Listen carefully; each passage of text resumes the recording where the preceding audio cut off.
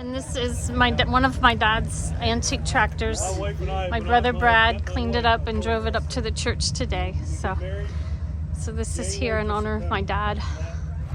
And I'm at my father's funeral at the Saville church, and this is the tractor club that is having they drove the tractors from Ickesburg, 3 miles away, up to the church today in honor of my dad, because they're having an event in Ickesburg with the tractors, the antique tractors. And this is just so fantastic that they did this.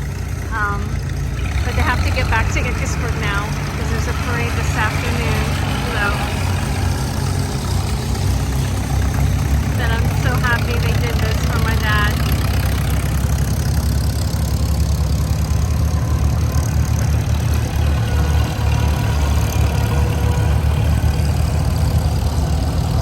And that's Stony. He's a character.